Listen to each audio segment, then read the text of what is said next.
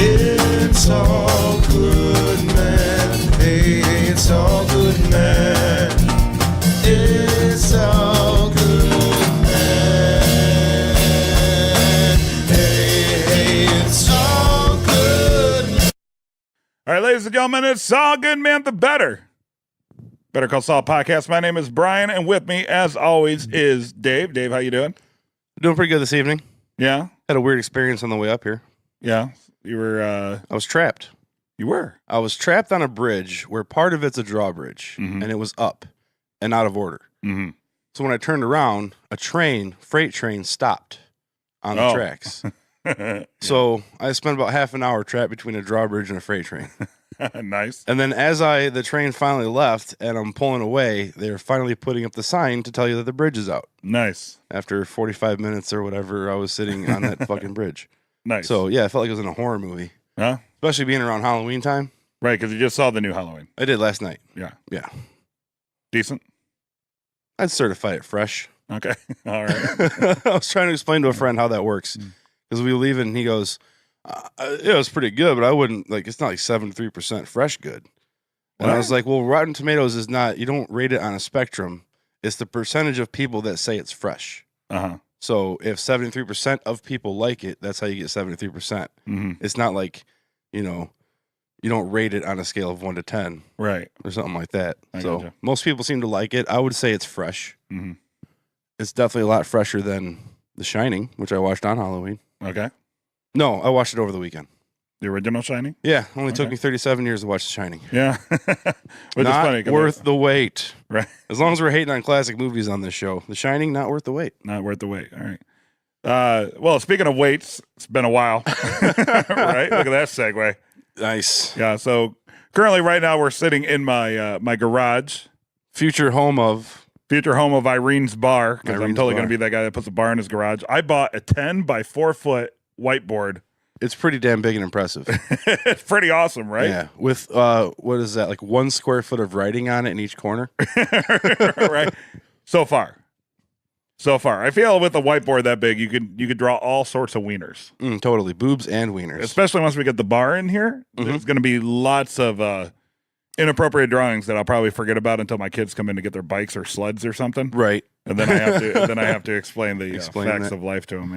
Yeah. I can just imagine that your beer list will be up there, which will consist of probably Coors Light. And that's it. Right. We have 2 kinds of beer: Coors Light cans and Coors Light bottles. Cool. Before we get started, I do have a story that I wanted to tell you about that you might appreciate. I had one too, and I forgot what it was. Was it about being stuck between? No, the front train on that the just bridge? happened today. I was thinking because we're what 4 weeks behind. No, 3 weeks. 3 weeks. 3 weeks. All 3. part of our master plan to drive down listenership, by the way. Right. Yeah. Absolutely. Yeah. I was even thinking like this is the one time where Dave's gonna tell a story. Like I'm gonna tell one of my stories. Okay. Completely forgot it. Oh. Okay. All right. Well, mine just happened. And I just want to tell you because I figured you'd appreciate this. So Okay. I went to Chipotle to get dinner for my wife because As you she had work should. today, right? So I'm in there, and the guy in front of me, you know how a lot of times I just say things that I think are funny, and sometimes people take offense to it. Sometimes I mean for them to take offense, but Right, but sometimes you don't. I just throw it out there just to see how people react and stuff like that. So the person in front of me was really particular about his burrito. Like almost OCD level to where he was dictating the layers of how he wanted his meats. Was he having like them weigh out the amount of meat? Not quite that bad, but he was saying, I want the chicken and then the rice and then the beans. Like one of those things, right? He just wants the flavors to hit his palate in a certain way. I guess so. So this dude's probably a little older than us. I'd say probably maybe 50s, somewhere in there. That's more than a little older than us. But So yeah. I'm getting annoyed. I'm getting annoyed, but I'm like, I'm not going to be an asshole. But so this dude just keeps going about how particular he is with his food. And just to be funny, I said, whoa there, Henry David Thoreau. Right? Henry David Thoreau. Yes. So, so the dude just does what, like a chuckle like that. And he looks at me and I'm thinking like, oh man, now I got myself into a confrontation when I was just trying to be funny. And he goes, Henry David Thoreau was a poet and an abolitionist. Yes. which is completely true. Those are facts. Yeah. So my response was, I just said back, I go, well, I go, hey, if he wants to kill babies, that's his right. Abolitionist. And so the dude chuckles again, and he's like, he goes, well played. I'm like, you too. And then he walked out, and that is like the best conversation I've ever had at Chipotle. Nice. Yeah. That would have been the only conversation I've had at Chipotle, but wow. Yeah. I like how you just responded with a well played. Mm-hmm. Yeah. Nice. I was like, yeah. You too, sir. Yeah, so. Henry David Thoreau. All right. Well, let's get back into it. Okay. So tonight we are talking about episode 410 of Better Call Saul, titled what, Dave? Winner. Okay. Winner. Awesome. Quick thoughts on this episode? It's a tough watch at a couple parts. Yeah. In a good way. In a dramatic. Mm-hmm. In a dramatic way. It's one of my favorite of the season, mm-hmm. and one of my favorite of the series. Really? Yeah. I really like what they did on a lot of things. I think it was a great season finale, mm-hmm. and I think that a lot of the plot lines coming together and the anticipation, because like when season 3 ended, mm-hmm. yeah, we were waiting for season 4 with anticipation, but Chuck dying was kind of a big, like, that was closure to something. Mm-hmm. This was not closure to something. This was opening up something. Yeah. All right. Cool. I enjoyed it. Yeah. I didn't realize it was long. It was a way longer episode. A little bit. I actually watched it again today, mm-hmm. and I bought it off of Prime, so commercial free. It was exactly 1 hour of runtime. Mm-hmm. I've only saw it on DVR because we don't get screeners. We don't get screeners for I'm the sure finale. real media outlets probably get screeners of the finale, but Mhm. we never have got a screener of the finale. Right. So we watched it in real time, and Yeah. since I watched it on DVR, it was like a good hour and a half. I think it was the longest one because usually they run about 42 minutes because counting for commercials, and then when they say there's an extra long episode, that would be about 52 minutes or so. Mm-hmm. But this one was a full hour minus commercials, so it probably had to be Hour and a half. Hour and a half. Yeah, roughly an hour and a half. Yeah. Kind of threw me back a bit. I was like, holy shit, there really are a lot of commercials in this. Yes, there are. Well, when the show gets more popular, more sponsors want to participate. Mm-hmm. That's true. That's right. And they haven't had their little, social justice warrior moment yet that makes sponsors go away. Yeah. They will. Yeah. Because everybody does these days. Mm-hmm. Worked out well for Roseanne. They're totally going to can that show. Yeah, good luck finding a Kevin Spacey starring, movie or TV show anywhere anymore.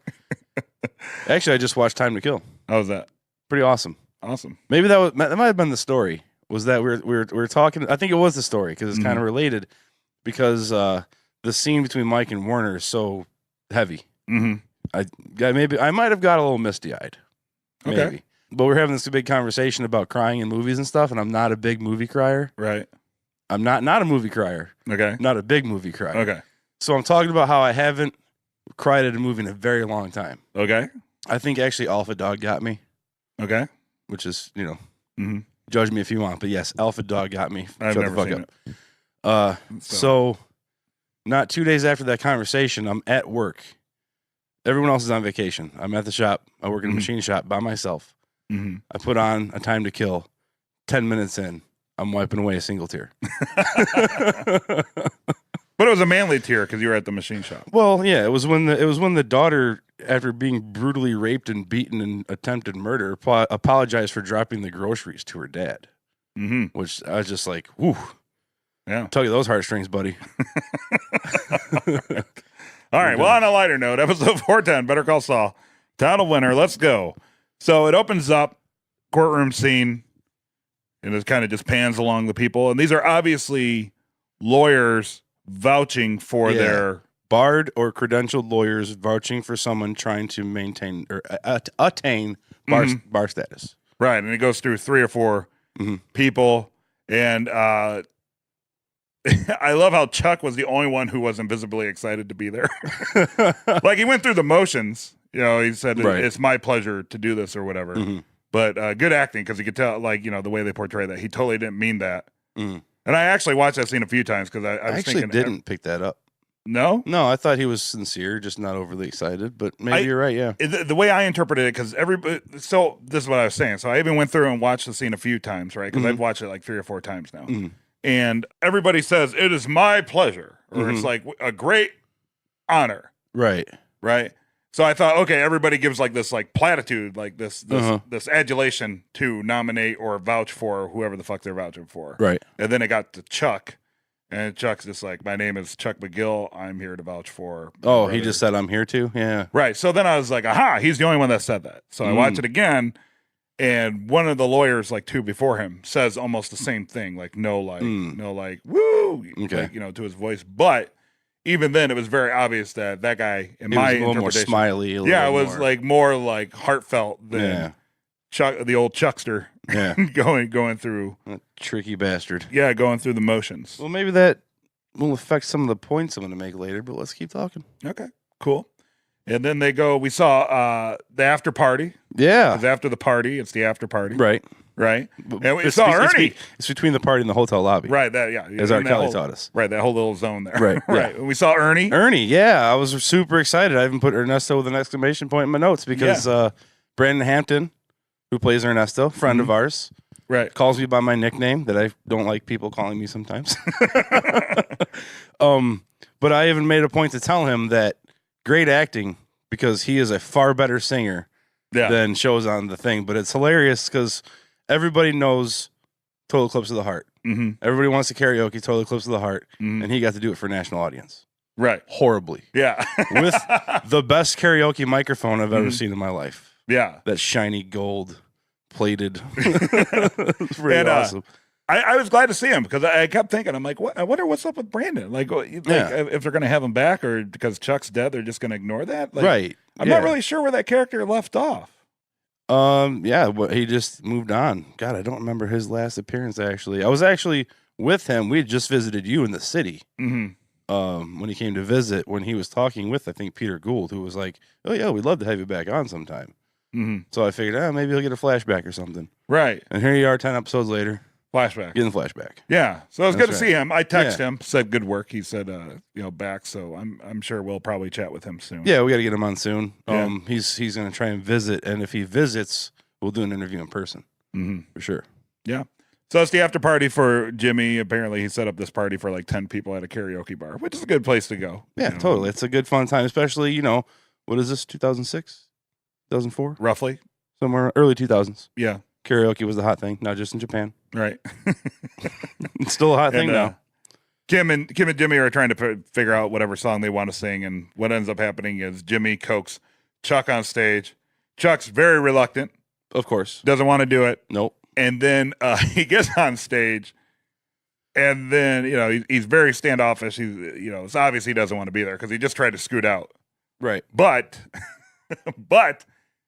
ends up taking the microphone and once again upstaging Jimmy. Well, the David St. Hubbins in him just was screaming to get out, I know you're going to cut that down, but that literally took 2 minutes for you to put that joke together. But the David St. Hubbins in him took over, and he grabbed the microphone. Spinal Tap reference. Exactly. Okay, so the beauty of it is, once again, I said I watched it live with everybody else, and looking on various web forums and stuff, and people were like, holy shit, Chuck has pipes. And I'm like, you didn't. He's in like motherfucking 5 Spinal musicals. Tap, yo. He's he. I don't know if he has it, Tony, but he's been in Broadway musicals. Yeah. Like, dude, Michael McKean sing, write, and play. He's a triple threat musical guy. He is. Totally. He is. But I thoroughly enjoyed the dynamic. I thought that was well played. The whole no, okay, all right, here we go. Then give me the microphone. Now I'm gonna take over. I love the look on Jimmy's face where it was like, all right, we're kind of bonding, and then he just showed him up, and Jimmy went from we're kind of bonding to, oh, now he's making me look like a chump at my own party. So he's that guy standing there, awkwardly. It's like if you it's like somebody trying to do a magic trick or something at a party, and somebody's like, oh, I could do it like this, and then they do a way more flashier version of the of the trick. Exactly. Just totally ruined his day. Right. Totally ruined his day, but not to be deterred. Did it ruin his day? I don't know. I thought he was kind of like, I thought that maybe Jimmy was just happy that he kind of got Chuck to come out of his shell a little bit. Really? I thought he felt like he took that as a win. Really? Yeah. I took it as I got this old curmudgeon to really be the life of the party for a minute. I took it as he was all excited that Chuck was kind of participating, right? But then just took the opportunity to upstage him once again. Possibly, I didn't get a great look at Jimmy's reaction. It was kind of out of focus in the background. But no, I thought he was proud that he got his brother to come out of his shell a little bit. Okay. Did you notice though the song? I went and looked up the song. Winner Takes It All. Yeah. It's an ABBA song. The Right. lyrics are so appropriate. Yeah. So appropriate. Even to the point where I think it's when they're laying in bed, where they show the different characters on the different lyrics. The winner takes it all. The loser has to fall. Like they're very much like this is what happens when you play by the rules. Nice. Stuff like that. The cheaters win. The rule followers don't. Very extremely appropriate. So good song choice by the. Yeah, I've held off listening to the official podcast that AMC puts out. And because I usually listen to that after we do our thing because I don't want to like jump on their. Yeah, you don't want to steal right. their thunder. So, but they always address the music and what it means. So I'm willing to bet. Listen to that more often. I'm willing to bet that that's probably a spot on analysis. Yeah, totally. I'm 100% convinced. Nothing on this show. We've said that all the time. Nothing in the show happens by accident. Yeah. So I mean, it's the name of the damn episode. Right. But yeah, so the lyrics totally kind of follow their. I mean, the song itself seems to be about losing a man to another woman that she feels is a step down, which usually happens. But yeah. So very cool. Yeah, and it was a nice little brotherly moment too. Yeah, and then Chuck takes him home, Mm-hmm. and this is where I don't know because Jimmy's talking about like add another M to the firm. Yeah, and the whole what do you call it? Like the partnership or whatever. Not the partnership, but like when things look symmetrical. The symmetry, yeah. with HHMM and blah blah blah, and Chuck's just kind of blowing him off. Yeah, right, yeah. like good idea. Yeah, yeah. but he doesn't just like bail on him. He stays. He's gonna make him breakfast. Right. So at least a little bit of tenderness there. Yeah. That's what I'm thinking about when he says I never cared about you and that whole thing. Like to me, that throws another like twist in the dynamic. I still think that was Chuck's way of shielding Jimmy. You think so? I think so. Shielding Jimmy. Well, I think Chuck's own feelings. Right. I think I talked about that before. Like sometimes people in those situations will almost like sabotage their relationships, so the people that will be affected are affected less. Oh, when Chuck said that to Jimmy, right? Yes, absolutely. But it keeps driving it home the fact that Jimmy's missing out on this. Like Jimmy has really kind of cut off his feelings towards somebody that truly did care about him, just because he told him to fuck off at the end of his life. Right. When they keep showing us how much Chuck really did care for Jimmy. Even in the beginning of that episode where he killed himself, they showed him reading the story and stuff. Right. So yeah, just another one of those like.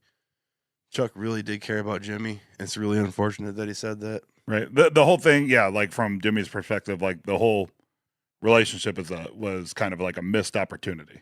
Right. Missed opportunity to bond with Totally. somebody, close. Or somebody that could have been close. Right, but they wrote Breaking Bad first, so that's the way they have to go. Exactly. Mug drop intro, and then where we see Mike busted into Werner's dorm. Mm-hmm. Finds the letter. Yeah. Reads it. Yeah. Goes into regulator mode. That's right. He's going to track his ass down. Which, kind of a mistake on Mike's part. Mm-hmm. Kind of. Yeah. Just for the fact that when Lalo's watching, Lalo gets tipped off by how they're running around and scrambling. Right. If he would have acted business as usual and just kind of slyly sent people out, maybe could have avoided the whole situation. Well, I think Mike was probably panicking on two fronts. Mm-hmm. One, because Mike takes responsibility for all the actions he does or does not complete, right? Right. And then also his life's on the line. Yeah. You know what I mean? That was his responsibility. You remember, no half measures. And right. And he even says, towards the end, he said, "This is my mistake. I got to fix it." Yeah. I have a couple issues with his sleuth work though. Really? I'm pretty sure even in the early 2000s, if you were to call like a financial exchange place, yeah, you wouldn't be able to be like, "Oh, hey, I'm looking." One, you wouldn't be able to say like, "My wife sent me money. Where did she send it?" I don't think anybody would tell that. Right. I think that was really it's like hey bank, hi bank. Yeah, I totally wired money to it. It reminded me of like in The Simpsons where it's like Homer trying to get Mr. Burns like mail the letter that he sent. My name is Mr. Burns. Yeah, I believe you have a letter for me. Yeah, like what's your first name? I don't know. Exactly. Yeah, that's kind of how I. That's Right. kind of how I felt about that. Yeah, that was a little cheese dick, as some like to say. Yeah, it's just Like the name of the company, Travel Wire. Apparently, the only cash exchange company available in the greater New Mexico area. Mm-hmm. Yeah. It was just, I don't know, something about that was just so odd. If Travel Wire is real, I'm really going to offend some people. We'll just add it to the list of people that would never sponsor us in a million years. Oh, that's true. Yeah. But that's we're skipping ahead a little bit because I do want to talk about after the phone call to Travel Wire and then Jimmy's at the grave. Yeah, this is one of my favorite things because he's saying watermelon pickles, right? And you know why he's saying watermelon pickles? Because that's usually what extras say in the background to make it look like they're exactly. talking. Right? I was taught that in chorus. Really? If you forget the words, you mouth watermelon. Yeah. Yep. Not pickles, but I can see. Yeah, there's a good joke in a South Park episode when all the bikers are driving around, they're trying to gain attention, and they're just like yelling stuff. And if you listen to the group of bikers go by when they have all their sirens and horns, some of them are being like chicken spears. 'Cause that's another one I've heard people say. Like watermelon, pickles. Yeah. Or what the technical term in film when there's like people in the background, they call it group walla, like a wall of sound, I guess. Yeah. And 30 Rock does that when they're in the hearing. And then when everybody's supposed to be like, Robble, like it's, what's his name? Robbie, no smoking, Rob Reiner. And he's like, rhubarb. Yeah, exactly. But that, I really wasn't sure what was going on at first. No, not at first. I mean, I get, like, it showed, like, the whole plan. But I'm glad they addressed it when he said, I wasn't even sure anybody would show up. Yeah. Because how many people would just all that time later be like, hey, could you like meet me at the grave and help me mourn? Right. No, it's the whole, like, you know, what do you call it? You're kind of underplaying your hand a little bit. Right. Like you're just kind of throwing it out there and letting them respond. You're setting a trap. You're baiting people. Instead of just being like, hey, group party at Chuck's grave on his anniversary of his death. You just kind of say, hey, this is the anniversary of Chuck's death and I'm going to donate this room. Right. Which, yeah, so it kind of comes together slowly. Right, yeah. You know. I guess the long con, I guess, is what you're going for. Yeah. I did like how he audibly said boo-hoo. Yes. Boo-hoo. Yeah, I wrote that down. Boo-hoo. At first, I didn't catch it, but I always watch TV with the closed captions on. Oh, so did it say boo-hoo? It said boo-hoo, boo-hoo. And at first I laughed because usually on closed captions, somebody's crying. It says, like, Jimmy whimpering it'll do the or Jimmy... onomatopoeia. Yeah, right. But he was very much saying boo-hoo. So for those reasons, great scene. And then when he goes to Kim and he's all excited, that's when it was like, okay, this was fake. Because I wasn't sure if it was fake or not. Probably should have known by now. It's all going to be fake. You didn't know it was fake with watermelon pickles, and you didn't know it was fake with boo-hoo. You got me. Yeah, I stand corrected. Okay, I'm an idiot. I might just cut that out. So I like how it played, especially into the overall arching. And we'll talk about it as the episode goes. When the look on Kim's face when he said, "How'd it feel?" And she said, "How'd it feel?" And then he said, "It felt like I looked sad." Right? Yeah. Whatever that back and forth was between them. That's when you can kind of start seeing the cracks on her. Like, seriously, because my note says Kim's starting to crack. Yeah. We even phrased, and we've actually talked about that throughout the episode. Like, you know, Kim. Ray Seahorn plays that awesomely. Plays that character awesomely. Like, you have to really pay attention to her reactions to what Jimmy does. It's like a masterclass. Because they've left that kind of ambiguous in other episodes, remember? And we were sitting there chatting about it, and we're like, well, I think this is where she's starting to see that he's not exactly the man that, like, she obviously know he's a con artist, but I think she sees a little bit of humanity in him. Right. And she's trying to pull that out. She wants him to see a psychologist and psychiatrist. Yeah, that's what it was when we were talking about the psychiatrist. Like, he doesn't want to go, and it's because he's over it. Yeah, he's over it, and that befuddles her because, I mean, you know, even if you hated your sibling, like, I think on some level, most of the time, there's still a little bit of, like... at least one step in the grieving process of 5. Exactly. Right. Exactly. But Instead Jimmy of just jumping kinda- straight to acceptance. Yeah, exactly. So kudos to them. Awesome scene. I Mm-hmm. liked it. One of the funnier scenes this season. Not a lot of comedy, I don't feel, this season. Right. Here and there. Here and there. There's some chuckles. Yeah. Some chuckles here and Some there. chuckles, okay.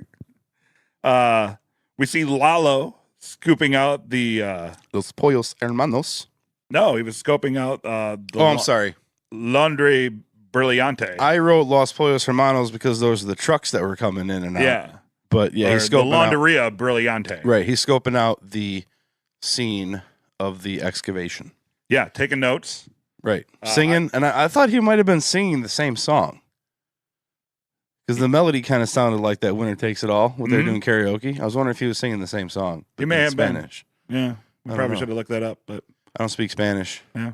And he was really mumbly Yeah. and under his breath. I was most impressed that he bought one of those. He brought one of those small handled igloo coolers. It's kind of You know what I'm talking? Everybody has one of those. Right, yeah, that's like The a lunchbox staple. cooler? That's a staple of the working man. Yeah, that's true. Mhm. That's true. If you're gonna be out in the desert, I mean, you're on the desert, Mm-hmm. and people in desert seem to be more well prepared than us in the Midwest. Mm-hmm. Not much to talk about that scene other than he was just kind of scoping them out. Well, this is where my comment about how Mike kind of screwed up, and if they weren't scrambling around like a bunch of freshly released hamsters, Mm-hmm. he might not have been so tipped off to there's some doings that transpiring. So here's my question about that. Yeah, Where was Nacho? Nacho is hiding out. Is he hiding out? I think he's still hiding out. What was the last time we saw Nacho? When Lalo said, "Take me to the chicken farm" or whatever outside of town. Is that where Nacho dropped off Lalo? No, No, okay. that was- So one of our listeners on Facebook, and forgive me because I don't have the name, and it's been a crazy 2 weeks. I posted on Twitter about how Jesus Christ we had vacations and just nothing came together for us for the past few weeks. So it isn't for lack of trying. It just Right. crazy 2 weeks fell, and once we had our band reunion show that took up Right. a lot of time. Everything went crazy. My But- band had a show, and we're working on our album. Wink, wink, wink. right. Coming out next month. But they brought up a good point that they believe that maybe Nacho was killed. So our listener from Facebook, Matthew Lavalle, we've read some of his comments before, but I have to give him credit. I was gonna gloss over it, but I felt as I thought about it, I'm like the dude needs credit for this. Okay. Because it's the first time I've heard this. So Matthew Lavalle says from Facebook. Lalo asked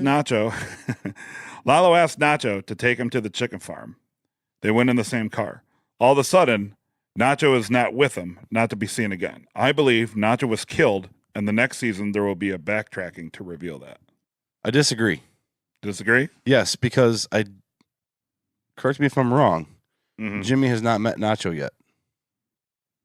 That's true. In Breaking Bad, he says, "Did Nacho send you?" That doesn't mean that he can't learn about him, though. I think that he's got to meet Nacho. Like, he doesn't even know Nacho. He doesn't know Nacho.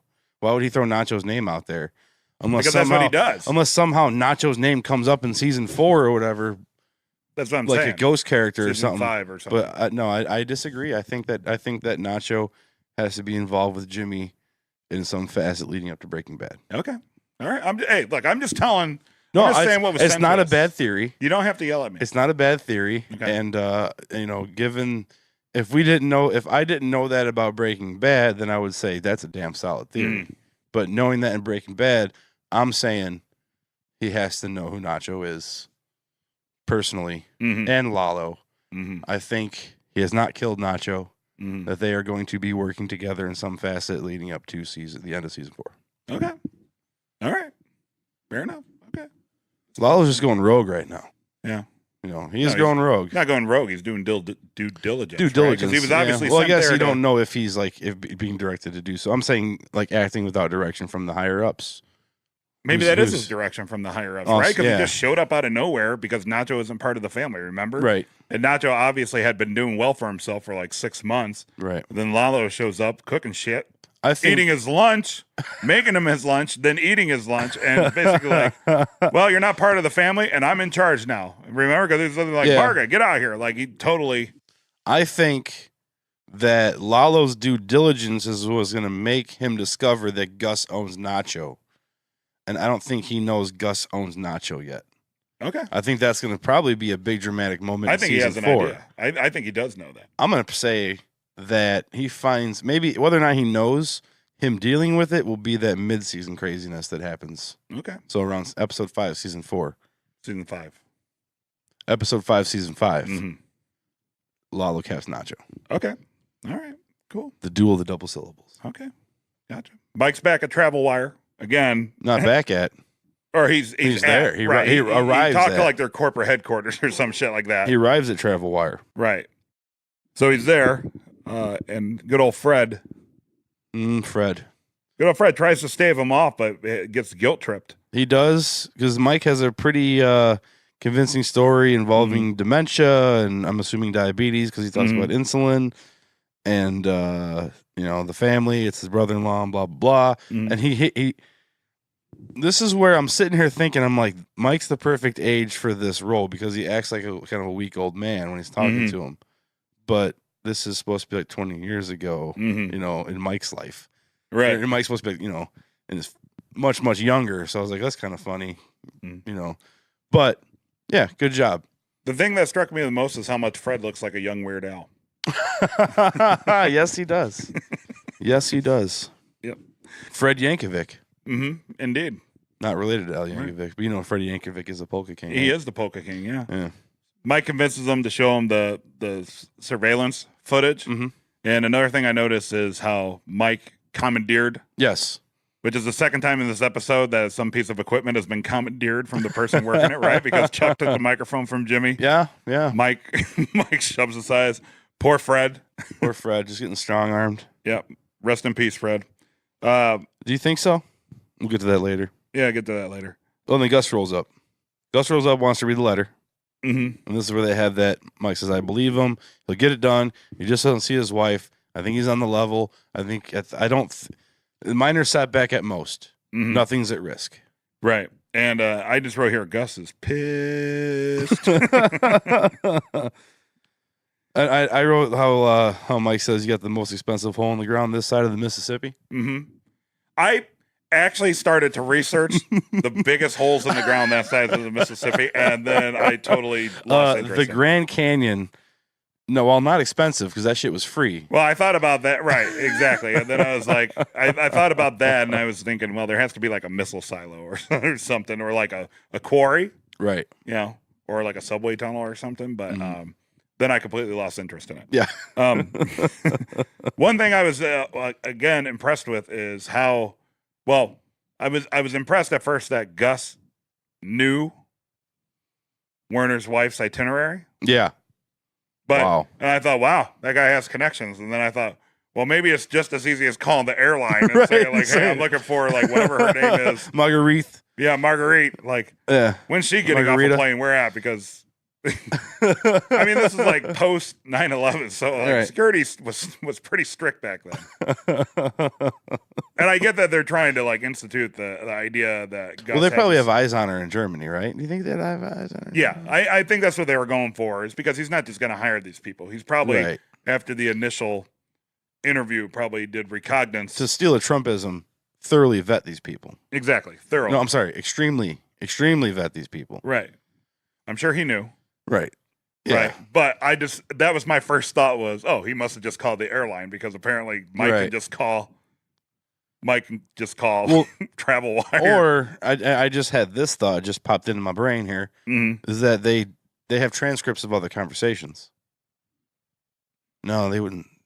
No, because he was speaking in code, right? Speaking code, yeah. Huh. Okay. Or I thought it was implied they were speaking in code. Or maybe somebody brought that up. He's smart enough not to know to say anything over the phone, which answers a question I had when he thought Marguerite arrived when the phone rang, but she was still like 9 hours away from landing. Remember they said her plane lands in 9 hours, and then Mike catches up with him in like an hour, but he doesn't know his wife hasn't landed yet because he answers the phone and is like, "Hey, my darling, are you back?" And then it's Lalo. So he doesn't know exactly when she's arriving. He only knows that she's on her way. She was gonna, because they're speaking in code. They can't they had speak specific details. Right, so she can't tell him I'll arrive at 9 p.m. It's just sometime. Yeah, which brings me to Mike finding out what hotel he's at, because once again, he just calls as somebody who's ran hotels for well over a decade now. Yeah, Mr. Experience. How does that work in your industry? Not at all. I mean, now, okay, so first off, it's probably feasible because front desk people do that all the time. Yeah. Even though they're trained not to. Right. The official stance is you never tell anybody who's at your hotel because it's none of their business. Plus, you never know what's going on, right? Right. People rent hotel rooms for all sorts of shit. Exactly. You know, even in the classiest Peninsula 4 Seasons penthouse hotel, like I know for a fact that I've worked next. Well, I think I've told this story before. When John McCain came to one of the towns I was working in back in the day when he was running for president. Rest in Right. peace. Yep. The FBI and CIA and Secret Service and all that, when that was where he was staying for his campaign stop, raided the hotel and cleared out 2 floors of the hotel. This is like a nice 4-star hotel. Okay. Right.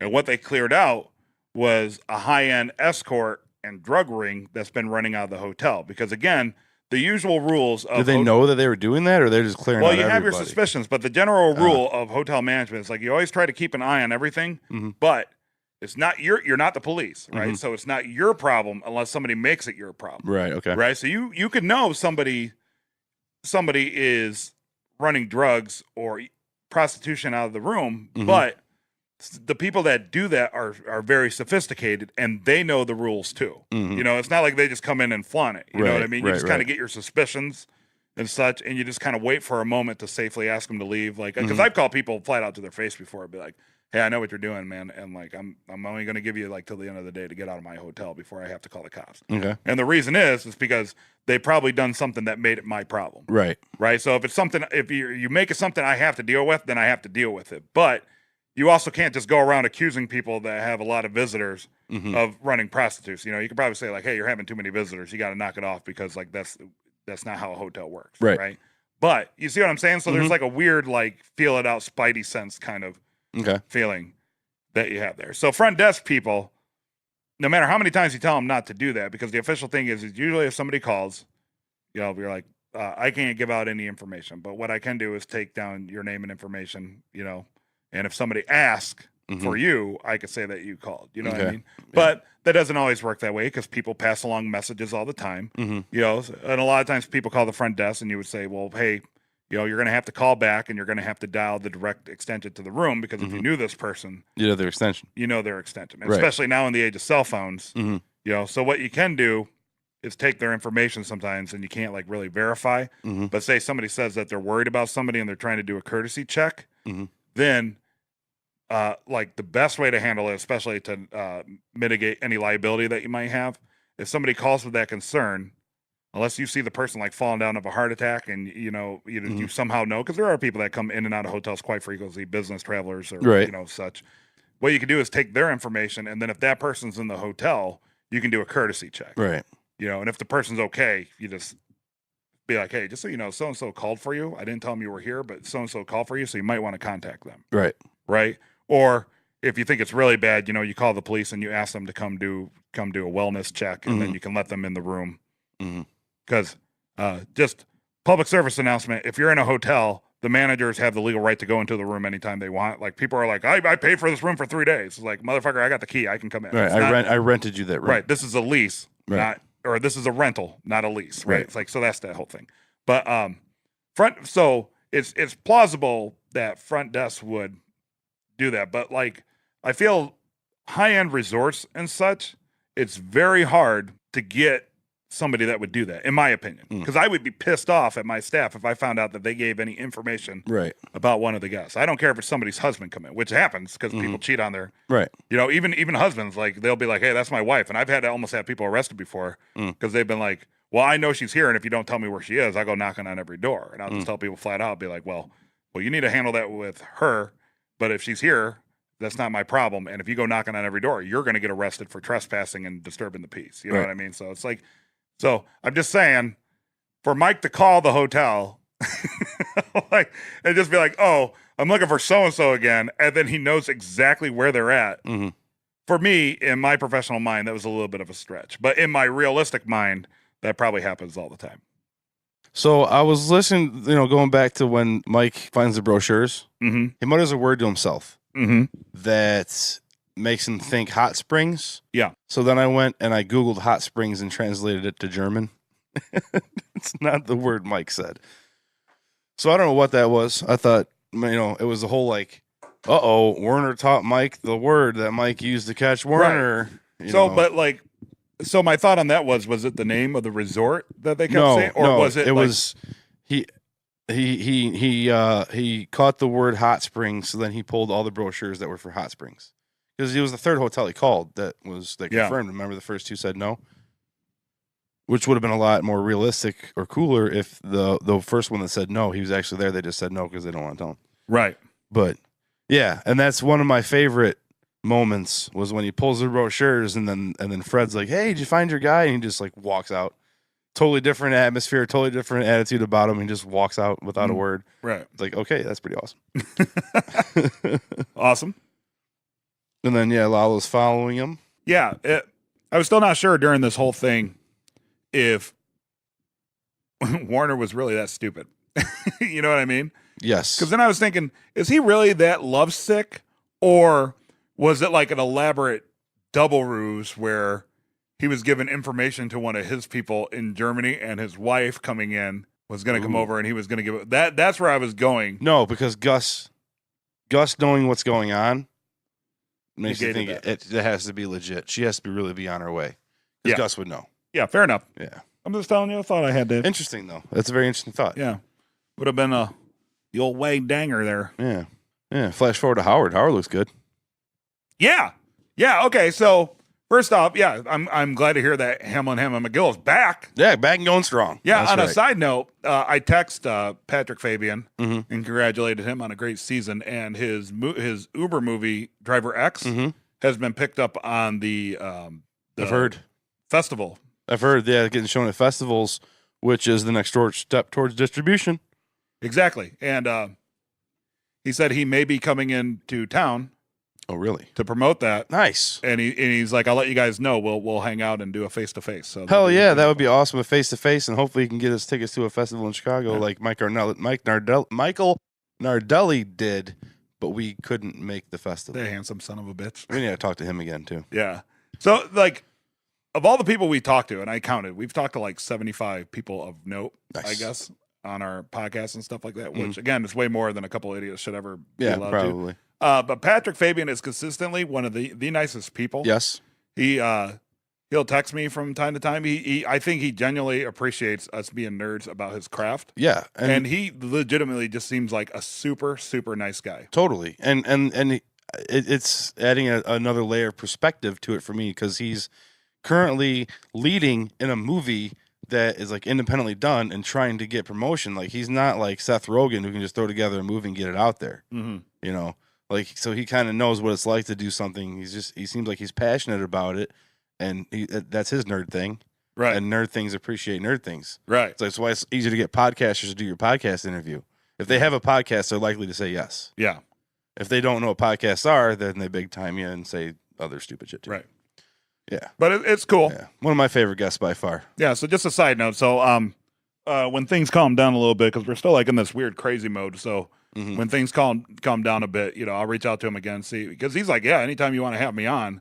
But I also feel bad all the time being like, hey, Patrick, come on our show here, because he's been on like 6 times. You know what I mean? Yeah. I don't want to be that guy that's like, hey, I have a celebrity friend. Right. When really I'm just like a guy he's talked to on the phone several times. Right. I'm under no illusion. I'm not not like Brandon Hampton. Right? Yeah.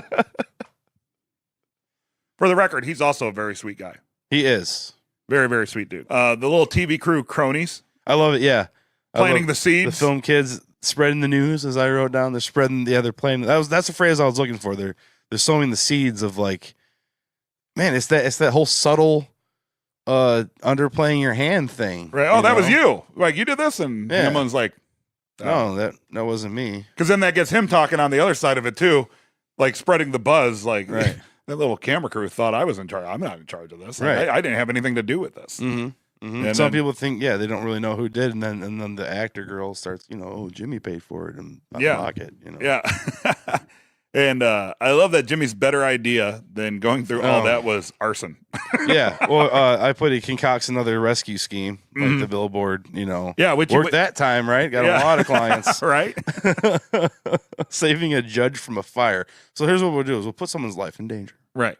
Set fire to their office. Yeah, it's not malicious. It's just Right. it's just setting the scene. Right. right? Staging the scene. Staging the scene Yeah. to light up.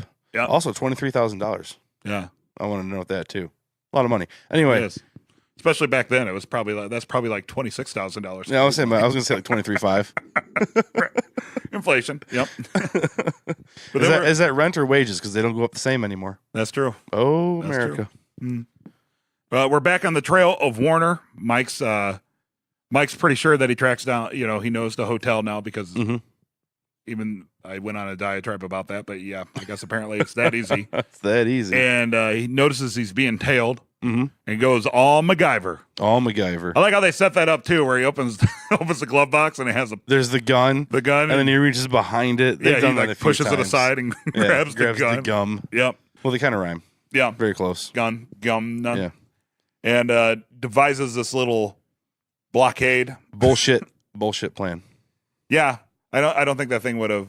Well, here's what I wrote down, since people love it when we read our notes word for word. Mhm. Would that really work? I can't get a vending machine to take $1 bill, let alone an aluminum foil with gum in it. Mm-hmm. Or it's not aluminum, but whatever that is. But- Clever as shit, though. Yeah. Yeah, Mike was awful lucky that somebody in his row of cars just decided to go out on lunch break. Well, he was going to wait. I mean, that I had no problem with, because he obviously pulled in. He was going to wait as long as it took, because he knew he was just being tracked, so he's not in danger. So he can wait for any asshole to pull out and get that space. So I was okay with that. Not okay with the gum in the machine. Yeah, and as I wrote the sequence of how he so the weird thing about that, right?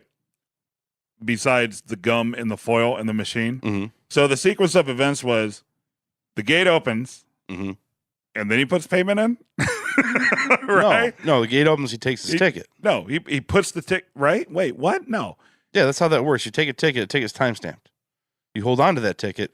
When you leave, you reinsert that But ticket. he was leaving. So where was he going to pay for the parking?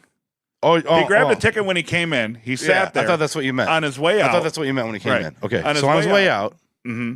you have to put your ticket in. Mm-hmm. And then the gate opens, Right. and then he submits payment that gums up the works. Comes up the works. See what I'm saying, though? No, the gate opens, and then he inserts just anything. It's like the machine. It's supposed to be that the machine thinks is taking another ticket. That's not how parking garages work, though. Do they? I don't know. I park in a lot of parking garages, and I've never But seen one open the gate. but I've never tried to put anything in a gate when the gate's up either. So I cannot confirm nor deny if that would work. Because to me, Did what Mike I'm pay? thinking, and the way it's written, is that he had to have paid because the gate's up. So the gate goes up to let him out, and then the machine just sits there waiting for you to insert something. So as long as you insert something, it's going to suck it in, like your mom. nice. So the reader's just going to start accepting, as long as you insert something, apparently any material, Mhm. it's going to at least pull it in a little bit until it hits the reader, Mhm. right? And then it'll notice that it's not $1 bill and spit it back out normally. Mhm. So I don't know if there's a mechanism that, like, if the gate's up, the reader won't work and it won't accept anything. Okay. In my mind, it's always willing to accept whatever Okay. you put in, All right. right? I guess. That has to be how it works for this to work. Yeah, that's what I'm saying. Like, Because if not, what's plan B? in my limited experience with parking lots and parking garage, I'm just saying I use those You type know of what? services Okay. all the time. Oh, damn it. I park in a garage all the time, but they actually have a worker, Mhm. a Mike Ehrman trout, if you will, on your way out in downtown Joliet. And in Chicago, I don't want to try it because it's like $50,000 an hour to park anywhere. Right. So if I ever come across a garage that's cheap and I can do this experiment, I will try it. Okay. I will make my payment, and as the gate opens up, I'll try and put something in. I'm just gonna say I don't think it works like that. I don't know. It's definitely not going to suck the entire thing in. Yeah. That I we mean, can it was agree on. it was an awesome idea, right? Right. I mean, it was a really cool MacGyver-ish kind of way to. I do have a friend that we can ask, whose Okay. name is Mike, Oh, nice. but he fixes toll booths, Mhm. not runs them. Okay, so He's you an ask him to electrician. report back. I will ask Mike. Wasn't so late. I call him right now. Mm. I will ask my friend who works on like all the parking garages in Chicago Mm-hmm. if that will work. Okay. If it will, because that's the question, right? Just to verify, we're asking if when the gate's up, if it will accept a ticket. Yeah. I'll ask him that. Okay. Please do. Lalo gets impatient because the next guy is obviously not able to pay now. Right. And then, busts through his car and pushes him out. So, way to be stealth. Yeah. Way to be stealth. All this snooping around, like super binoculars from like hundreds of yards away, Mhm. tailing Mike from several car lengths away.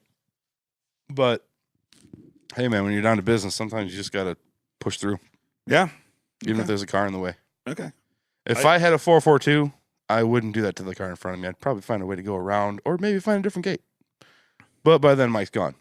Right. So Time was of the essence. He let his impatience get the best of him, but that's not exactly the most inconspicuous way. Right. But no, that was too necessary. I think that was a necessary move. Okay. Just struck me as odd. Yeah, no, totally. It's the most conspicuous thing. Especially since he seemed like really calculating. And you would think that the cops would be there soon. But Yeah. he's gone. Especially since that guy's car is kind of totaled. Right. Most. He's lots got like they have strawberry cameras and milkshake all over him, which Right. breaks my heart. It's my favorite kind of milkshake. Yeah. Poor guy. Poor guy, man. Yeah. I've been there. I've been there. Yeah. I mean, I got not even fender bender, but somebody has bumped me in a drive-through at least twice in my life. Yeah. But not like that. Okay. Then we're at the Chuck McGill scholarship thingy. The Chuck McGill scholarship thingy. Mm-hmm. Yes. Right, where they're because Jimmy, which I thought Jimmy wouldn't have wanted to serve on, so I'm wondering. I think he did it why? as he was there As part of the. It's part of the thing, reinventing. right? Yes. Yes. Watermelon, whatever. Watermelon pickles. Watermelon pickles, the party, and all that. It's all Right. part of the. All part of the We should ruse. throw a watermelon pickle party. Mm-hmm. I did like one. I like the cutting and editing of when they were interviewing. Oh yeah, my note on that was I like how they cut the kids off because that's how Jimmy's listening to them. Oh, good call. Yeah, I thought it was just an edit for time, but that's probably column A, column B, but that's pretty clever because that's what or maybe that's just me, but that's what Jimmy would do. Like he doesn't give a shit about these kids because he's not identifying with them. So as soon as he starts talking, they'll just cut him. But he did listen to Christy Esposito, the shoplifter. That's right, the shoplifter. Mm-hmm. Air quotes. Right. The shoplifter. Yeah, and that was actually a nice little piece of humanity, I guess, from Jimmy. Kind of felt a kinship there. Well, yeah, kinship about how he's trying to he sees himself in that person, so that's who he wants to give it to because he knows the path they're going to be on if they're not given an opportunity like he was. And his whole, which leads to the whole speech that he gives her, which is probably shorter than your speech about giving away people's names at hotel rooms. Exactly. But I thought that was pretty brilliant. I thought that was a great piece of writing. The whole give it to this kid. She made the mistake, blah, blah, blah. Then he chases her down and tells her, you're not going to get it. You never will. Yeah. You got to cut corners. And she's like, what? How do I? A lot of how do truth I in that, take though. this guy? A lot of truth in that, though, especially totally. when he's like, that all you're ever going to be to them is the shoplifter. Right. Your mistake is who you are, and that's all you are. Right. Right. Yeah. He's slipping Jimmy. He knows. Yeah. Right. Literally. Very, very poignant. Yeah. Very cool. Very poignant. And then the And whole. one thing I noticed too, by the way, you notice nobody on this show has kids. No one has kids. No one that we know. That's of. why they're successful. Well, I guess right. I guess that's not true. Mike has kids, but it seems like nobody else has. Not anymore. Oh, Stacy does though. That's true. Okay. Mike's kid. Mike's kid has kid. Yeah, I'm just saying. I'm trying to think. Anybody else? It's also like I think I've said before. Nobody else really seems to have friends either. Most shows don't. Mm-hmm. But also, I mean, no, but it's kind of a half joke. I'm half serious. Like maybe that's why these people have free time to have all this drama because you have a family. How much time you have for drama and all that bullshit? Besides drama created by my family. Exactly. Exactly. Yeah. Exactly. Then it turns into a family sitcom. Okay. Fair enough. Also, it's really hard to write. I mean, as much as they flesh out the reality, that's a lot of characters in the story. Yeah, I get it. Just the thought I had. Jimmy's car breaks down. So does Jimmy. Zing. Yeah, I even wrote any esteem corollary, Dave. Yeah, he's all out of esteem. That's right. His esteem is gone. It's funny because I was thinking in my own head, I should make an esteem corollary, but I didn't. You didn't. No. You missed it. No, and I didn't even be as clever as you. I just said car won't start, Jimmy breaks down. Yeah, car broke down, so did Jimmy. That's pretty funny. Yeah. Lalo shows up at Travel Wire. Suddenly, Fred is a good employee all of a sudden. Well, see, and I think it's a slightly Lalo's tactic was slightly different, and plus he's kind of eerie too. He's in this zone, and Mike, maybe Mike's more experienced with this, he can flip off the character where Lalo can't quite shut off the intensity because he's in track down mode.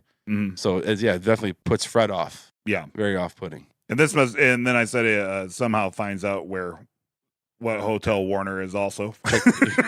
Check the security tapes. Yeah. Okay.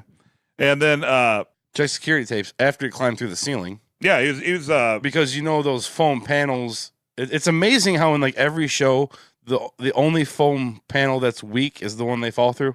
Right. Like the rest of them will hold up, and he can climb on them until the perfect spot to fall through, and then that's the weak one. Right. Every time. So that's how the professionals do it. They can spot that. Right. So do you think Fred's dead? Yeah. You think he dropped dead, Fred? Yes.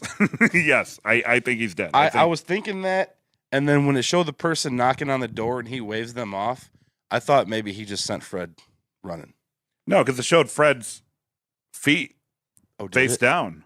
As it panned to Lalo checking out the equipment, it opened up with Fred feet face down. I might have been writing because the first time I watched it, I took no notes. The second time I watched it, I took notes.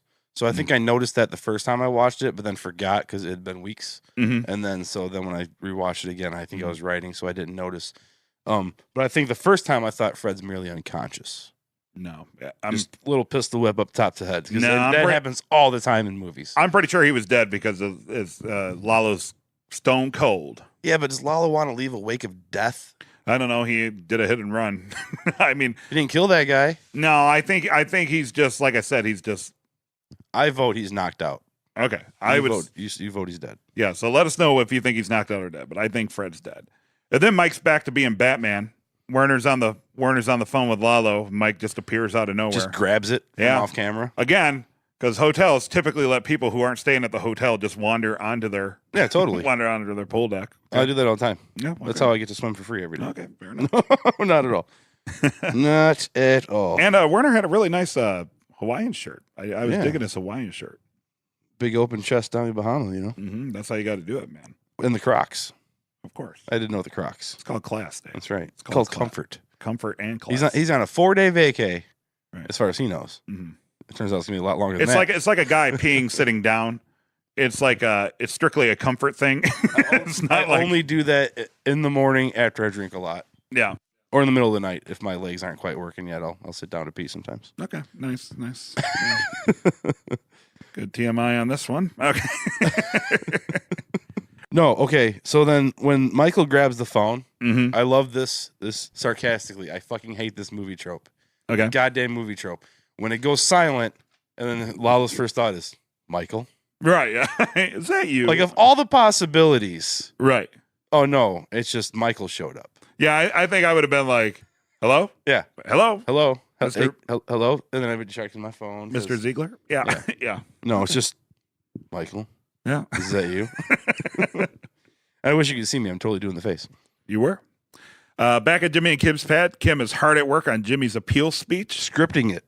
Yeah. Down to the order of emotions. Yeah. Very nice. Ride Very or thoughtful. die, right? She's all about it. Ride or die. She's all about Jimmy. And the one line I noted is, this is the one time you don't want to wing it. Because what does he do? He wings it. Exactly. Okay. Good catch. And I can say whatever, I'm still that guy. Because that's a song that we wrote called That Guy. Nice. Yep. But it goes back to the whole speech with Crispy Esposito. No matter what I say, I'm slipping Jimmy. Right. So right. What if Chuck says it for me? Look at you. All right. Nice. I do like, I was happy to see that we were finally going to get to hear what was in the letter. I thought the letter thing was just going to be. He wrote the letter. Or he read the letter when he first got it. Right. But it was in this scene where he said, instead of doing your speech, how about I let Chuck speak for me? And he held up the letter. Right. So that's when I was like, oh, we're going to get to hear Chuck's letter. I thought we already heard Chuck's letter. No, That's he what didn't made read it. Kim cry. No, he just, what made Kim cry was he just kind of looked at it and he said, say what you will about Chuck. The man could write a letter. And then he just kind of tosses it aside. That's why Kim cried. It's because he showed no emotion or even ability to give a shit about his dead brother's last words to him. Thought that he read the letter. He did, but not aloud. He looked at it, he read it, and I thought he read it aloud. No, the audience didn't hear it. He, unless I remember this completely incorrectly, but I'm like pretty sure. I'm pretty sure he read the letter aloud because I remember all the stuff about I don't want these words to die with me. Proud to call Then maybe you he my didn't read the brother. entire thing. I don't think he read the entire thing Maybe- because then he said I think he summarized like the second half. Yeah, it was like one of them blah blah blah. Yeah, Right. your brothers. Blah They blah. started off. He did definitely read the opening right. aloud. So I guess I'm saying that's where I thought they would have left that was just because she got upset that he had no emotions towards that whatsoever. Right. Right. Yeah. Totally. And then when he said, "I'll let Chuck speak for me," I got excited because like it was like, okay, now we're gonna hear what's actually in the letter as opposed to here's a summary of what my dead brother wrote in his letter. Which he didn't did? even do. Huh? Which he didn't even do. Yeah, well, that's what I thought at that time. And it hadn't gotten that far. It hadn't gotten that far in the episode yet. Right? Right. Right. Okay, cool. So Michael and Werner are in the desert. Mike and Werner at makeout point. Awesome. Awesome. Just as tense as when I took my prom date there. Mm-hmm. Gus is aware of who Lalo is working for. He's He aware of- knew the whole time. Even when they had that meeting, right? He knew Lalo's with the Salamanca's.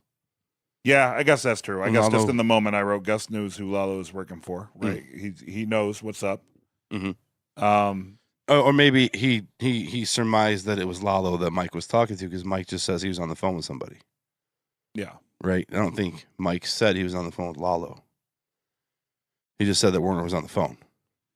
Well, something must have made me write that. So that, And then he did say like he was on the phone, he didn't say anything important. yeah. Well, you one know. way or another, Gus is obviously just putting all the pieces of the puzzle together. Right? Do you think Like, that's the moment that Gus decided to off him? No, I think he probably knew way before. Way before? But I think he is starting to like see like the bigger picture. Mhm. You know, he's starting to. How he's totally making this way more complicated and expensive and ridiculous to get out of than if you just let Warner come back. But he doesn't. I guess that's true. That's what I wrote. That's what I think. I think Gus made this whole situation way messier than it should be to prove that point. Or because he can't trust Warner. And that's a perspective I can't have because I don't run a multinational drug corporation. Yet. I'm still working on it. But he was Werner was also talking in code, and I'm pretty sure that they're aware he's talking in code, right? You're right. Dead man. So the easiest way to stop any of that bullshit if he's tipping. Remember, because I said earlier, like maybe there was, there could have been like some sort of suspicion that he was, Mm-hmm. or that didn't come to pass, but that was the thought I had. Remember, Right. so like maybe he was speaking in code. He doesn't know what the wife knows. True. Yeah. Right, that's because true. Mike even addresses that before everything went down. He's Right. like, what is your, like What what's does going to she happen know? with your wife? Right. Right. So Gus wants to kill Werner and wants Mhm. Mike to hold him. Mhm. And so in an No, he wants Mike to bring him in. no, he wants to hold him there in the I desert. thought first he said no. Mike's offered to bring him in. Then Gus said no. Hold him. right. Right. And out of an act of compassion, Mike decides that he'll be the one to do it, like putting down a dog. Well, yeah, because he'll be a little more gentle about Yeah. it. It won't be a gangland assassination. Right. Yeah, totally. Like the incomplete, especially everything we know from Gus from even in this series is kind of vindictive and masochistic. Mhm. So it was Probably a would've made him mercy suffer. killing. Yeah. Yeah, it was a mercy. Yeah, he Gus wasn't would have gonna made suffer. would have made him suffer probably. Yeah. Werner. So this is where once again they solidify the whole he's just a lovesick puppy. Mm-hmm. How naive does Werner have to be? Apparently, Right? Because he's trying to talk his extremely. way out of it. He's like, I'll just make him understand. Right. How did he even get in this game to begin with? Yeah. You know what I mean? Like, Yeah, that's like, kind of. how do you even get involved in this to begin with? And If he apparently, their vetting process is kind of flawed to pick a person like this. again, why you Mike know. has to do it, Right. right? Because it was Mike's mistake. He's very much about. Right. He's very principled, but he's also about taking responsibility for his own Because failures. the douchebag guy, when Mike was doing his interviews, the guy that didn't check the details, the guy that he turned down at first, probably wouldn't have done what Werner did. Right. but Werner does a better job. Right. And So this it is all like falls being, on. it's like trying to pick a quarterback in the NFL, dude. Yeah. This is why I like the movie Draft Day. Because there's a lot more than just how far and how I can throw a football when it comes to being Every time you bring up a movie, the first thought in my head always goes, does Dave honestly think I know what he's talking about? I've seen like 10 movies Not at in all. my life. Not at all. But that's the whole thing is when you're making these hires is you have to take into account character, not just job performance, especially in these stressful situations. Yeah. Mike chose poorly. Mike had to deal with it. Mike has to deal with it. And the naive thing, because when Mike says, what did you really think was going to happen? He's like, well, I thought my friend Michael would be really mad, but eventually he'd understand and forgive me. Yeah. It's like, dude. Yeah. Again, how did you get in this business? How does that happen? You don't know who you're messing with. Like, you have no idea who you're messing with. Right. And and then he starts negotiating, right? Because he's like, oh, I could talk this out. You know, I can make him understand. Yeah. And Mike starts to get a little emotional because, you know, as you stated, they kind of developed at least somewhat of a bond. They are friends. They're kind of buddy. They empathetic towards each other, at least. Yeah. You know, exactly. If Werner hadn't taught Mike German, Mike couldn't have tracked him down. Yeah. Guess that's true. So yeah, that's what makes the scene. That's what I said. Tough watch. Yeah. This scene was a tough watch. This was really intense and a great job on the one person in the show that hasn't been on our podcast. You know what? You know what else I feel is an unnecessary risk. Why did Mike give Werner his phone? In an act of desperation, Werner could have just like spouted off everything. Yeah. I mean, I guess he was kind of holding over him his men. Maybe he thought that the rest of the men were going to die had he done that. Yeah, I think the way the scene played out, I think it just seemed to me that Werner just knew. At that moment, he knew. Like he just accepted it. Yeah, he's like he went from, you know, like I can get out of this to like oh it's over. Yeah, you know. Okay, I'm saying it's still a risky move. It is a risky move. I'd have been like, yeah, let me call my wife. And then I'd be like, bitch, they gonna kill me. I'm in New Mexico. First off, it's better than old Mexico, but I'm in Mexico. Digging underground, and then that's when I would have got shot. Right? Digging it underground. The address is go eat little Polish hermanos, talk to Gus. But yeah, didn't he also say, okay, so then didn't Mike also assure Warner that the men are trusted, right? Because he said the men are trusted. They'll be let go, they're done, but they're trusted, so they'll be okay. Right, they're going home, right? Right. I don't think so. I don't think you think Mike lied. You think Mike lied? No, I think Mike thinks that that's true, but I think Gus offs them all. Okay. Ooh. Because Gus is the big man in charge. Right? That would be a hell of a way to start season 5. I'm just saying. I think because they did that in Breaking Bad. Yeah. I forgive my forgive my ignorance, but there was definitely a bunch of people getting murdered in jail. Yeah. There was definitely a hit list that got carried out. Well, that was like the white white supremacist gang towards the very end. Yeah. Of Breaking Bad. I'm just saying. I think Gus is still going to kill everybody, and this was. And he buries them in the first off. I think they were going to. He buries them in the concrete. Right. Their bodies are in the concrete of the wall of the meth lab, like the cask of Amontillado, or something. Cask of. I still hold that the plan was they were all going to die anyway. You think so? You think he's just going to use them and kill them? Yeah, absolutely, 100%. Okay. So basically, Warner just sped up his own fate then. Yeah. And basically, so in that case, if that's true, then Warner wins. Because he set Gus back. He could have carried out the job and then died. Instead, he died and set Gus back. Now Gus has to start all over. Well, that may be true, but Gale seems to be pretty impressed by the most expensive hole in the ground that side of the Mississippi. Well, Gale's just excited to cook. He must already be on meth. Yeah. What's his deal? Did we talk about that before? Deal that he just sees like making a pure drug a challenge because he's that into chemistry? Probably that into chemistry, owes Gus a favor or whatever, and just he's excited to please Gus. He's young and naive, and he's probably on meth. I love how the implication is that Gale has probably asked Gus a million times to start doing this. And it was like a child just keep asking you for the same toy or whatever over and over, and you keep telling him no. And he's just like, well, we will do it right. Like, just stop it. Like, I want to get to that in 1 second, but first, the reason I wrote about the whole, like, this is an awful lot of extra shit and putting Gus's operation at risk with all this extra nonsense is when Mike tells Warner, like, your questions will be answered. German lawyers are going to show up. They're going to make up a whole backstory about a work accident. Like, that is, now you're involving international lawyers. You're involving Gus's international. Yeah, lawyers. you're involving so many more layers. That than might to not just even be let him true. Come back. They might just get rid of the body somehow.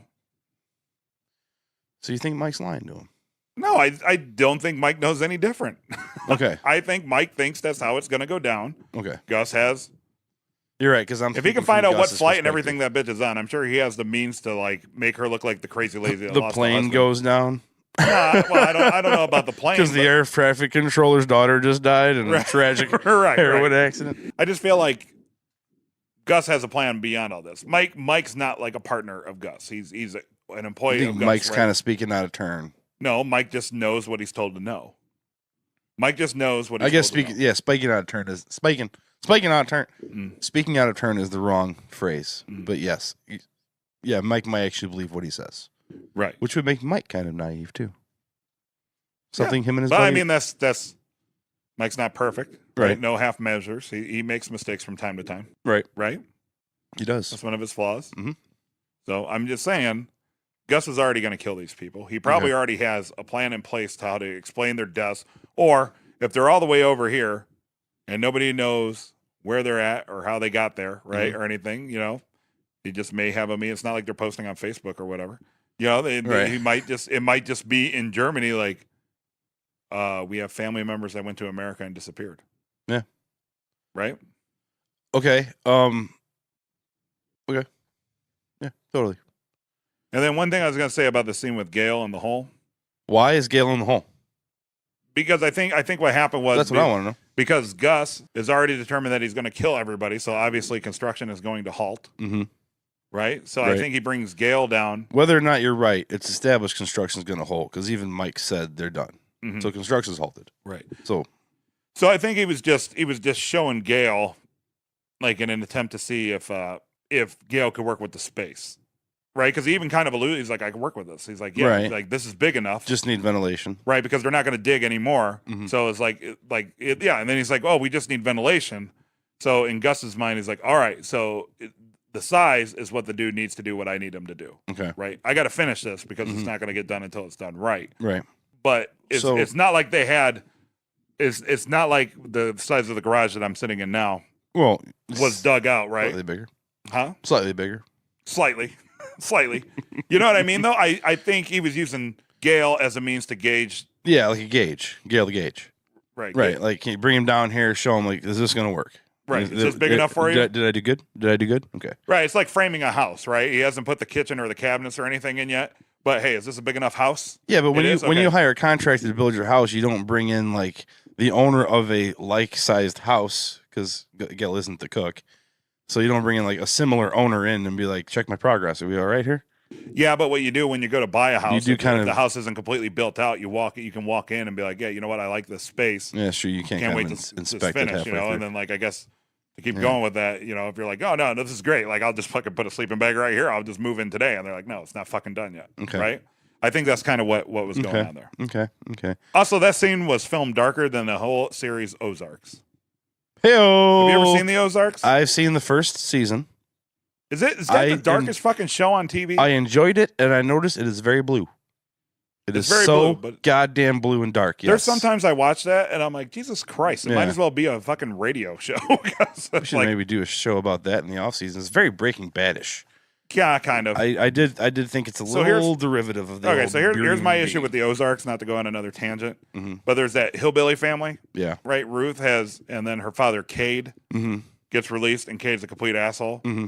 I hate how every explanation for every time she tries to better herself or get out or anything, it always comes back to Cade being like, we're criminals, little girl. Mm-hmm. We know we're criminals. And it just kind of reminded me of like, remember in like 80s cartoons where every bad guy had no real reason other than the fact that like we're going to ruin their party. Why? Because we're evil. Right.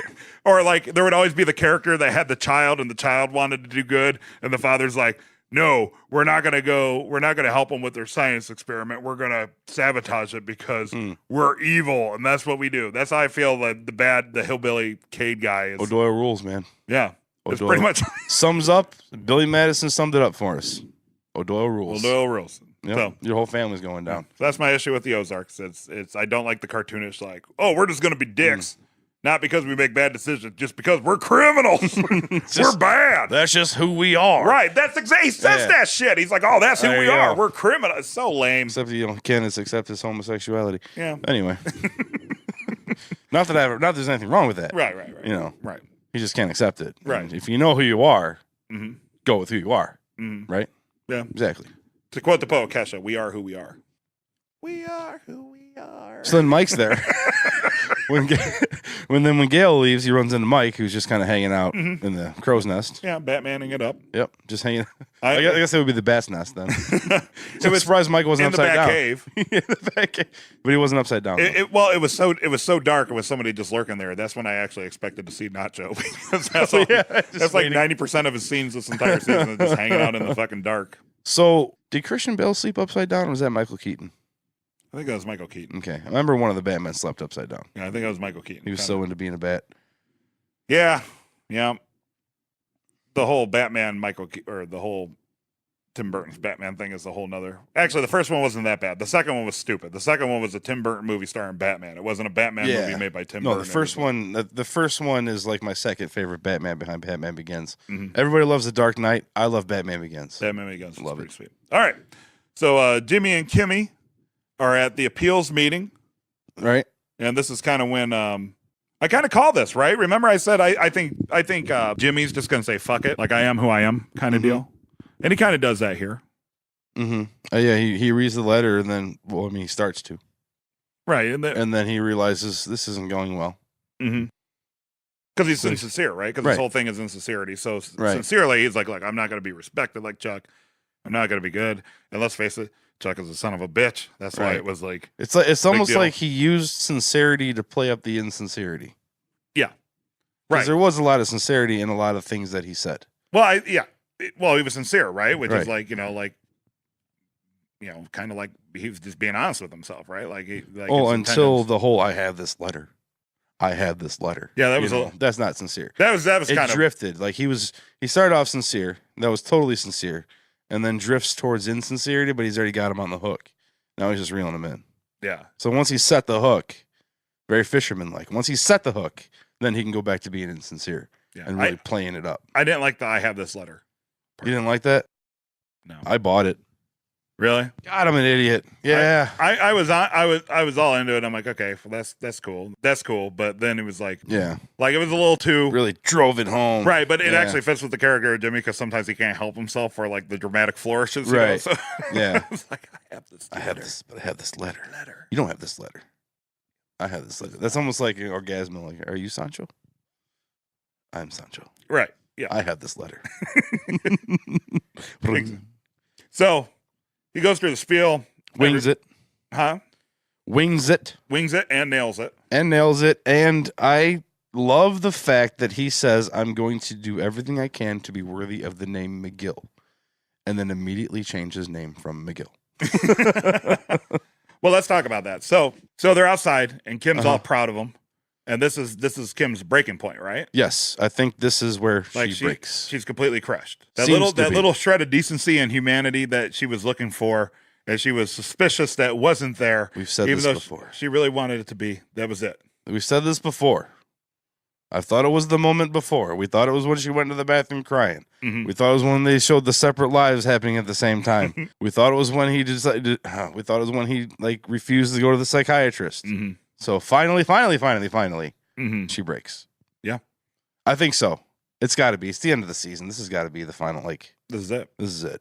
Totally. Yeah. So Chick runs out and she's like, hey, I have good news. And he's like, I already know. I got you, suckers. And then he's like, oh, by the way, I'm going to need a DBA form, which I would like to point out I totally called that. You did. You called that. That we had a whole discussion about that. You were right. To rehash the Kim thing real quick, mm-hmm. When he called them suckers and said that one asshole was crying. Yeah. That was the moment. That was it. Yeah. Go watch that and watch Kim's reaction to that because that's one of the best things she's done all season. It's like in that Simpsons episode where they replay, you can hear the exact moment that his heart breaks. Right. Exactly. That was it. Yeah. Exactly. So, and the fact that he asked for the DBA in front of Kim, mm-hmm. a little TV moment, I think. Yeah. Because he had to happen like that for Kim to react that way. Mm-hmm. But Did he have to ask for it in front of Kim? But of course, he's also so wrapped up in himself, he doesn't realize what he's doing to Kim. And that's kind of like him because he doesn't think ahead or anything like that. You know, like he was just stoked because he just pulled off the greatest con in the history of the appeals for lawyer thing. You know what I mean? Like he was probably just stoked, super stoked, and he's like, oh, because he already had this all premeditated, but didn't tell her at all. So it's like shocking to her, you know. And he's just like, oh yeah, cool. Not only that, but I want a DBA because exactly, because I'm going to be practicing under. Which, can you do that as a lawyer? You need to ask your lawyer friend. I forgot. I feel like to. I feel like if that would be like some sort of ethics violation, unless he just claims that the business name is Saul Goodman, attorney at law, and then he just keeps referring to himself as Saul Goodman. Exactly. So he's like using like a technicality.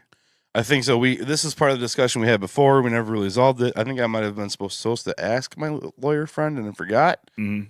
But yeah, the DBA. So if your business is named Saul Goodman, but you don't change your actual name, and then you just refer to yourself as like a nickname. Yeah. You know. Yeah. Because I audio engineer and I could call myself, John Smith Productions, and then just refer to myself as John the whole time, and people would think my name was John Smith. Yeah. It's actually Dave from Nothing Coolio. Important. Dave Coolio. It's actually Dave Coolio. Your hairstyle has not yet gone out of style. No, it never will. Crazy braids. I saw Coolio in concert not too long ago, and he's completely bald, but he has those braids coming out of the side. Nice. But, yeah. Awesome. Yeah. Awesome. Yeah.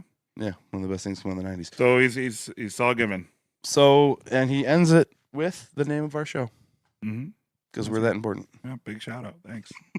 Thanks for the shout out to our podcast. All right. So my question is next season, last season, or what? I think next season's the last season. Mm-hmm. I think they're gonna have to do another long time lapse because we're still a couple years out from Breaking Bad, and the lab has to get done. Right. So that's what I'm wondering is how they're gonna finish the lab. Do they finally buy American like normal people? Right. Like our president wants us to do. Right. Or do they outsource to another country?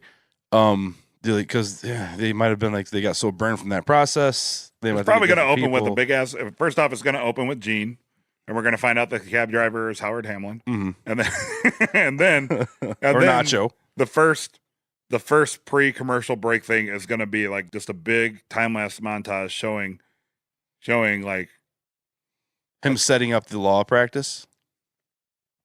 Yeah, well, it'll be like they'll probably do something Gus killing where the Germans. It'll probably do something where it like correlates like the building of the meth lab with the building. You know, like it'll show like a quick like building to catch everybody up to speed of them putting up walls and shit for the meth lab, and then it'll cut to like him painting the office or something again, and so you could have this big similar. I'm trying to drop more movie references. So you have this big like okay, so they're building the meth lab. Jimmy's building the law office. Gus is taking down the Germans like the Bear Jew and Glorious Bastards. Yeah. Seahorn that one in there. Yeah. Hey. No, but that could be a cool little montage of like building and Gus is taking out.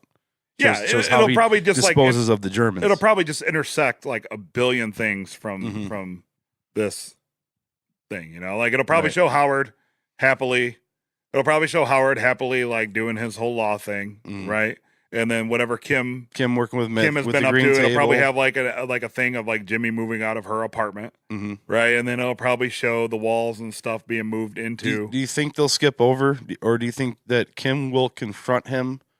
Because It'll be addressed later. If she kicks him out, then that has to happen. Right. I don't think you'll see the confrontation. It'll be one of those things where like they run into each other and discuss it. You know what I mean? It'll be brought up passively. I'm just saying, I think you're right on the time jump. It's going to open with all these things intersecting in one giant montage, you know, like the guys thinking that they're going home and then suddenly get ambushed and murdered, but it'll never address how nobody in Germany knows. You know what I mean? You know what I mean, though? That's probably what's going to happen. When was the montage this season? When they were after there was that like episode? a time jump. Yeah, but what episode was it? I don't remember. Yeah, I can't remember when the time jump was last season, but I'm just saying that's how they'll catch everybody up. I think there will be one this season. I'm not so sure it's going to start with it. Okay. I will contradict your prediction there. Okay. Well, that's what I'm predicting. So last season, yes or no? Yes.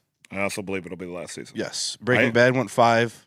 I think they know what they're doing. I think they know how to make us want more, and you got to leave them wanting more. Right. And I have it on good authority. They'll start filming in the spring. Okay. So we're waiting another year. I don't think so. I bet it's rush production. Just like it was this year. It was like, oh, we're started on season 4, and then it's like, surprise, we're starting in late July or whatever it was. It'll be a lot like that. Right. Well, I'm saying it's not gonna. Remember, you had speculated they might air it in the spring, like they would be working on it right away, and then air it in the spring. But no, it's gonna be start filming in the spring, air on this time next year. Yeah, and we'll be here doing this again in my garage bar, or maybe in the Dave Cave, or perhaps at a studio, or maybe by a phone. All in all, I don't think I've asked you. What are your thoughts on this season? Pretty good as a whole. I like it. Best season?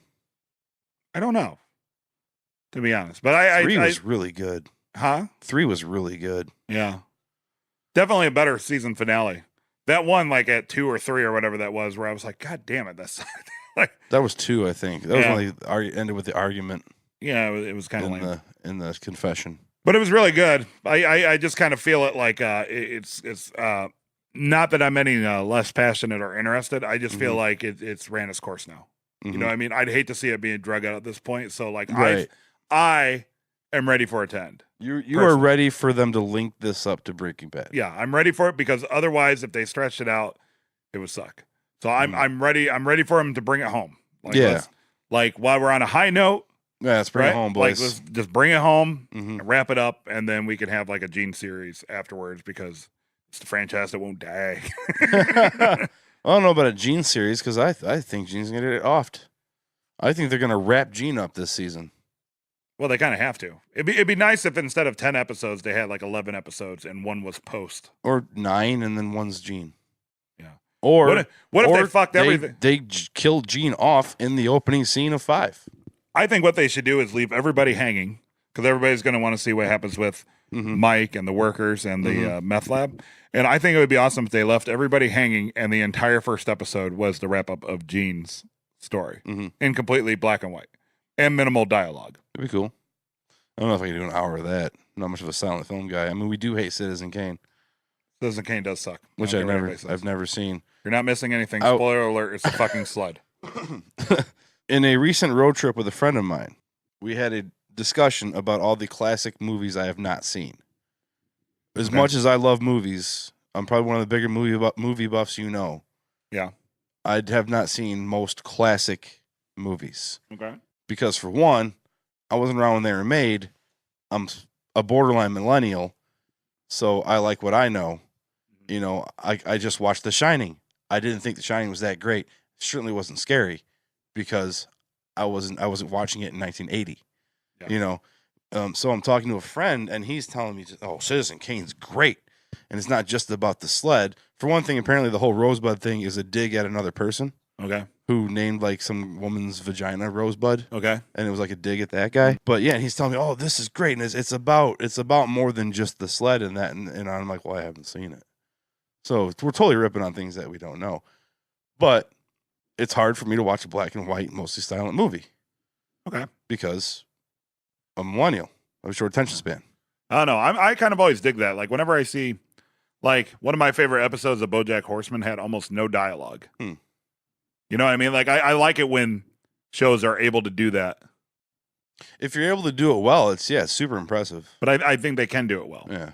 Well, yeah, I guess they could. I mean, they do the Gene scenes well. Yeah, I mean, but Gene had a lot of dialogue in this one because he was talking to the lady that took his license and stuff like that. I'm just saying, it'd be cool if they gave everybody an entire Gene episode, and then the next. I'm totally down. Yeah, I think that's how they're going to open the next season. That's my prediction. I'd also be down if they just did the regular thing with the Gene gets one scene, move into the fucking show proper, and then at the end of the season, find out what happens to Jimmy, find out what happens to Gene, or vice versa. The penultimate episode could be Gene, and then they wrap it up with Jimmy. You know, also true. All right. And I would be okay with the last scene of Better Call Saul being Jimmy at the ditch with Walter and Jesse behind him, which I think you said, as long as you don't actually see Walter and Jesse. I would like it to end like The Sopranos, but not as stupid. Like I like. Well, actually, The Sopranos was actually pretty good, but people tend to say it's stupid, so I was just Because they left it open to the audience's interpretation. I don't think they did at all. I think it was pretty obvious that he got killed, but it was pretty goddamn obvious that he got killed. But that's what I like. You know, he gets kidnapped with the hood over, and you just hear the audio, and that's how it ends. Or not even that. Hood drops, roll credits. That's a good way to go to black. Yeah. You pull the hood over him. Now you're in Breaking Bad. You don't have to go that far to the ditch. You just hood goes over, roll the credits over it. There you go. All right. I think that would be a great way to end it, and we'll talk more about that when we gear up for season 5. Yep. And in the meantime, we'll try to do chats with Brandon and the cast, and still trying to get Jonathan Banks. We have an expanded list now. There's more characters introduced that we can try and talk to. Yep. Absolutely. I'm looking forward to seeing a lot of these people again. Joe DeRosa's the vet. Maybe get Mel Rodriguez on again. Yeah. Yeah. So thanks for everybody for listening to us this year. Thank you for your patience, especially with this finale. And my sincerest apologies. My sincerest apologies for the delay. We both had things going on. Like I said, my band that I'm in without Brian is releasing an album, and I'm gonna whore that shit out to all you guys. Right. And I'm gonna make sure y'all get free digital downloads for being good listeners. There you go. Yeah, the Big Land Yup. It's actually unlike our band. It's actually good. Yeah, it's a New Orleans influenced 9-piece jazz jam band. Totally. The Big Land Yup. LAGNIAPPE means a little something extra. Yep. Album coming soon. Awesome. So with that, ladies and gentlemen, thank you for watching season 4 with us. We'll try to get some more stuff out. Thanks for all your patience. Thanks for participating. Make sure to keep your eyes peeled on our Twitter. And I guess nothing else to say except for I guess I'll see you next season. Dave? If you want us to do some movie reviews or talk about other shows in the off time, I'm sure we could find maybe once a month or some sporadic time to get together and talk about some things if you guys like the way we review things. Yep. We've been suggested to do other shows and keep it going in the off season. Only if you interact with us, though, because we're not doing it just for ourselves. Well, we kind of are. Yeah. Call us idiots, call us geniuses, whatever, just call it. It's all